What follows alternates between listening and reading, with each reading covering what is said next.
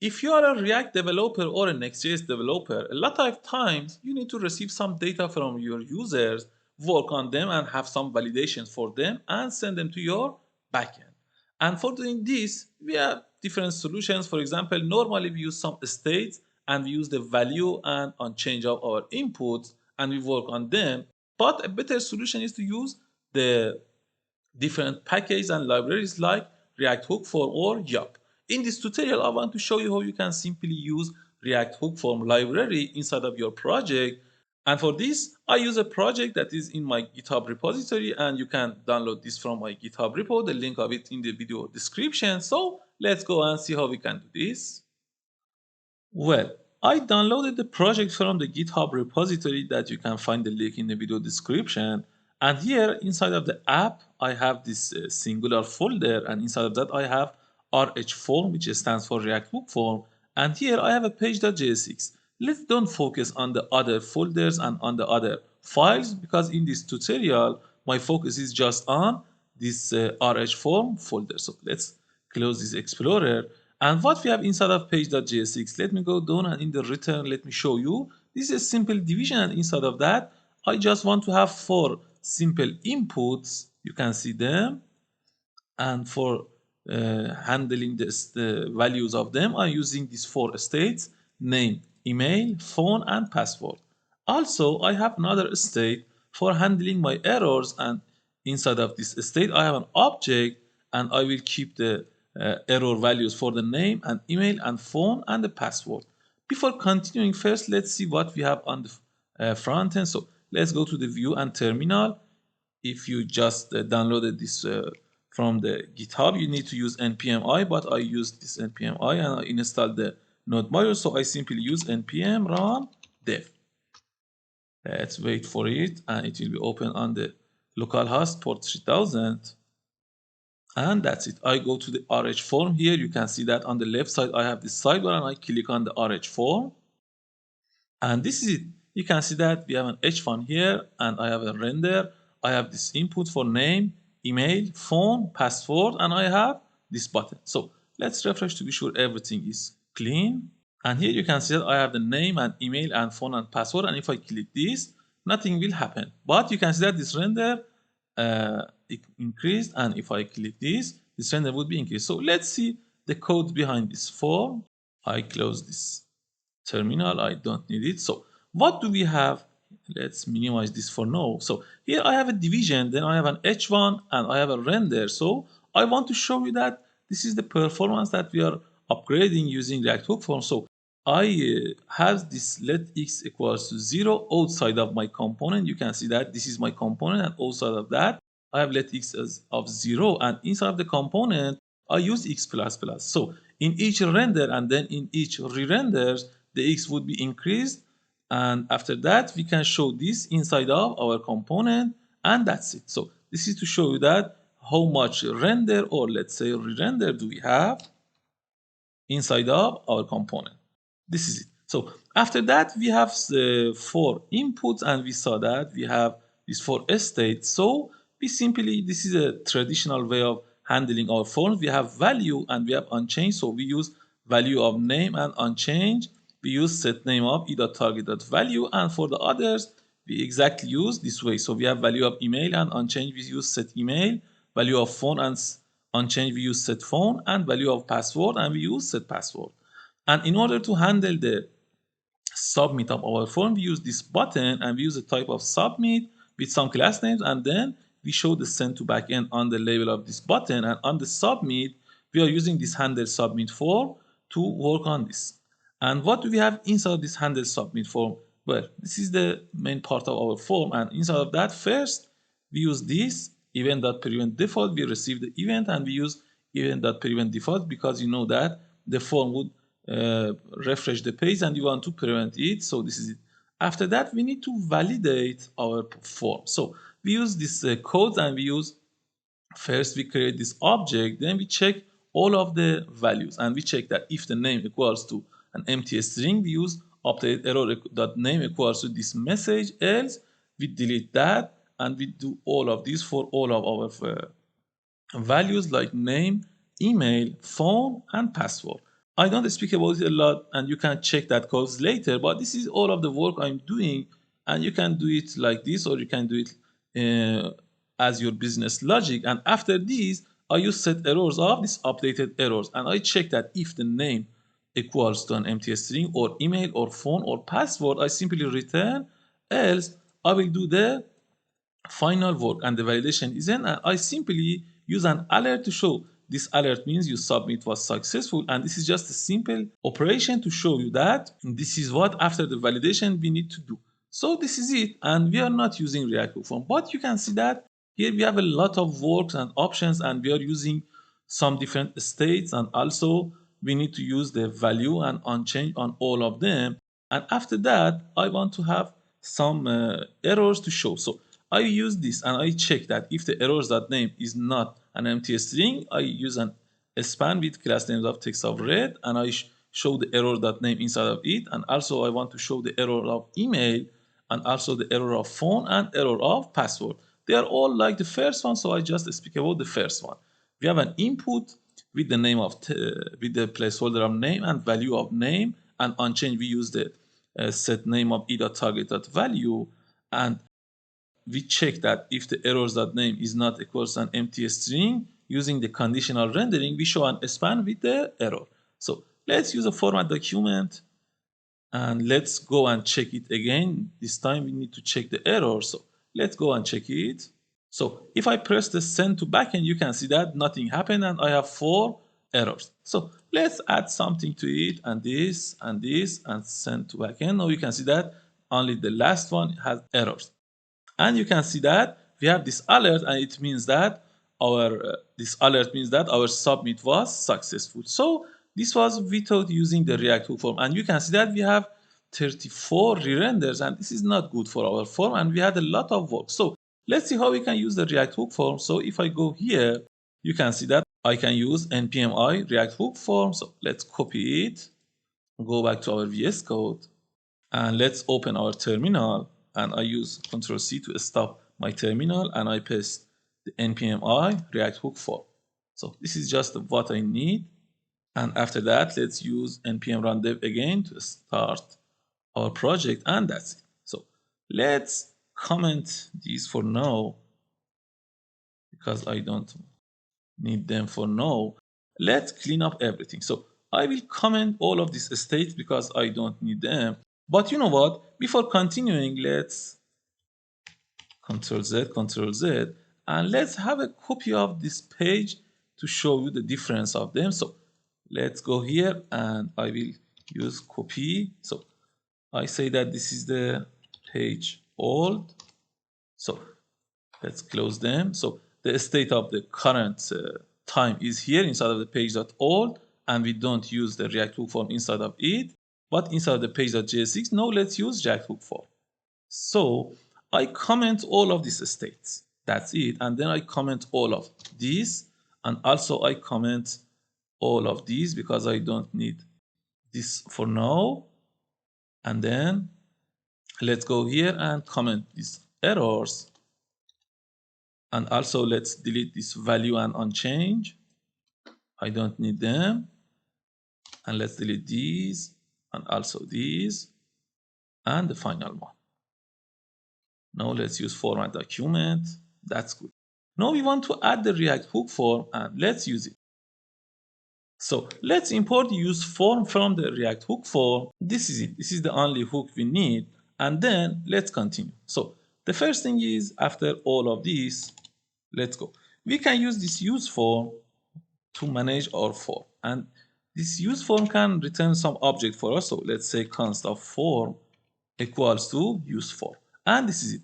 And let's see what do we have inside of this form. So if I want to destructure this form, let's use this syntax to show you. So we have clear errors, control, form state, get field values, get values, and a lot of options. In this tutorial, because I just want to show you the usage of the React Hook form, I don't speak about all of them. I just want to use the register. And also after that, we can have the form state to show the errors of the form. And also we can have the handle submit that helps us. So let's use handle submit. This handle submit helps us to manage our form submission. Let's format the document. And this is it. And inside of this form state, I just want to have the errors of it. So I can simply destructure it. So I destructure something from the form state. And this is the errors. And that's it. So let's format the document. And now we have the definition of the form and our required functions and objects. So let's go back to the documentation of the React Hook form. And here, let's see how we can use it. So we use the npm install React Hook form. Then we imported the use form hook. After that, we have these. So you can see that here in the example, the document destructured everything directly from use form. But I wanted to show you what is this. So I use the other ways, and I will use this later. So after this, inside of our form, we can use the onSubmit, and onSubmit we use this handle submit. So inside of the handle submit, we can receive the data and we can work with that data. So we will use it, and then we have the registration. So in each input, we can use this register with a name, and then we can also have some validations like the required. So let's do this and continue. So we have the register and handle submit and form state and errors. The first step is inside this onSubmit, we can simply use the handle submit that we destructured right now. And inside of this, we can use this callback function. So in this callback function, we can simply receive the data of this form, and we can simply use the console.log of this data to see them. So this is it. Let's use the format document. Well, this is for the handle submit inside of our form. And after that, we can register our input. So the first one is this input. So we want to register it as the name. So let's do this. It's too easy. You just need to open a curly brace to use JavaScript. Then you have the register. This register method receives a name. So you can use a name for your data. So I use the name or first name or last name or any name you want.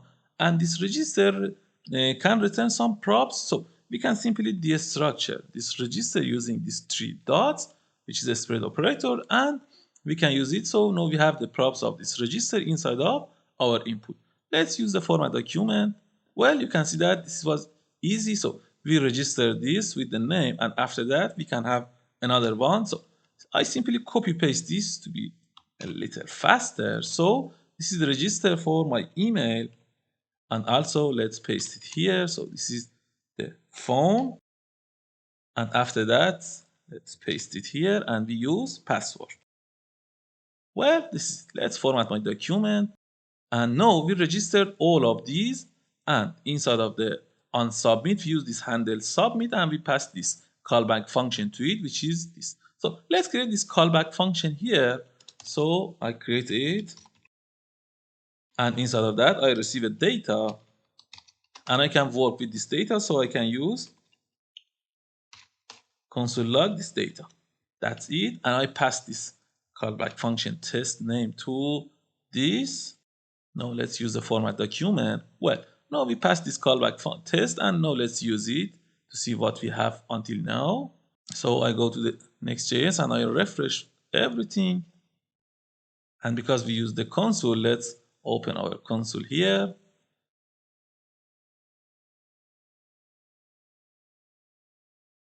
So this is it. Now you can see that for the re-render, this is just the first item, and we don't have any increase inside of this re-render. So let's start. So let's add some name. This time you can see that we don't have any re-render, and this x is still 1. This is so good. So let's use these values. And you know what? Before using this, let's see what do we have until now.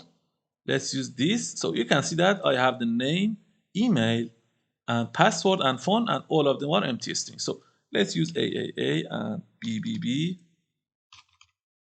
and this test value. So you can see that I have name of AAA, email of BBB, phone of CCC, and password of DD. So you can see that it was really so better than the previous one. And if I use anything here, well, you can see that we can use all of them, and it is much easier than the previous. But let's have some validation for them to see how we can use the validation inside of our React Hook form. So in order to implement the validation, it's too easy. We can change the form state using the required and the other functionalities of the validations, and let's use it. So we have this register of name for the input of name, and inside of this input here we have a register, and before this parenthesis finished, inside of the parenthesis after the name we can pass an object to it, and inside of this object we can have some validations. For example, if I press, you can see that I'm pressing Control space, and we have a lot of functions, minimum, maximum, and the others. So I want to use the first and the basic thing, which is required, and I can use required of true. This is it. Now it is required, and if I use the format document, well, now you can see that I have this, the register with the name, and I have another object. I pass this object to this register with the required of true. So let's copy this required and use it in all of the next inputs. Let's use format document. So I copy this for the email, and also let's copy it here. And also for the password, I want all of them to be required and format document. So you can see that we have the register of name and required of true, registered required of true, registered required of true, and registered and required of true. This is it. So now let's go and check everything again. And this time let's check that can we have the console.log or not. Well, we have it, and you can see that all of them are logged. But if I delete them because they are all required, and if I press send to backend, well, you can see that nothing is happened, and our form is re-rendering, but we don't have anything because everything is required. Let's see how we can show the message of these required errors to our users. Well, we have the commented errors spans here, but we need to have some change. So because I want to show a message here, I can pass a message into this required. For example, let's say the name is required for this required, and also let's copy this and paste for all of them, and I quickly change them. So here I said password is required, the phone is required, and also the email is required, and the name is required. So now we have a message for our required validation, and how we can use it. So this time let's go here and uncomment the error of the first one. So this time we don't need this because this time the errors is an object, and we have the errors.name, and if it exists we can use an span with these classes, but this time we can use the error.name.message because each error can have its own message. So let's format the document, and also let's uncomment these, and let's delete this. We don't need this anymore, and they can use errors.email.message. The next one, .phone.message, and also error.password.message. So this is it, simple and easy. Let's format the document. Now let's check it again. So let's use this send to backend, and well, you can see that now we have this validation again, and we have the message, the name is required, the email is required, the phone, the password. So let's pass something to them and to see can we pass the validation. Well, you can see that yes, we have the console.log, and it means that we have our required validations. But we can have some other validations, and it's too easy. Let me show you that. For example, we can have, for example, let's go to the name, and here inside of the register, we have this object for the validation. So we use the required equals to this, and after that, we can have some other validations. We have a lot of them here, so I can simply use one of them. For example, the minimum length, and this minimum length can be simply an object, and inside of that, we can have a value. So for the value, I can use 5, and also I can have a message for it. So I can use minimum length is 5 for the name. That's it. Let's use format document, and also let's copy this minimum length and use it for our password. So we have the password of required, and let's paste it and use format document. So for the password, I have the required and also the minimum length of. This time let's use 8 for our password, or let's use 12 to show you better. Let's use format document. Now we can see that we have for the password, we have two different type of validations, and also here for the name, we can have two validations. And it was so easier than these, handling everything by our state and checking everything one by one and updating our states for it. So let's go and check it. So if I press the send to backend, I have validation. So I use these and these and these. So this time you can see that when I press anything, before that the name is required because this is a required field. And if I press anything, so it says minimum length is 5. So if I press something, so I add something else, and the length of this character now is more than 5. So we don't have any problem. Let's use it. Now you can see that we have here another validation. Minimum length is 12 for the name. So let's use at least 12 characters and send to the backend. You can see that it is working. That's good. Let's go back to our code. So you saw that here in the previous version, we used for state for our values, and we used another state for all of our errors. And we had a lot of hand working to do. But using the React hook form, everything is handled using this hook. And there is a simpler way to writing it. This was just a demonstration for you. So let's comment this and use it again. So we can destructure everything direct from use form. So I can write it like this. There is no difference between them. So this is the second way, and this is the first way. So in this way, we can use directly the register and also the handle submit and also the form state. And we can destructure this form state directly and use the errors of it here. So let's use the format document, where you can see that this is exactly like the example of its document. And this is, you can use this way or this way. There is no difference between them, but you can see that using React hook form is really a good way to handling your forms inside of the React or Next.js. And you can see that we have a better way of implementing our form using these validations. And that's it.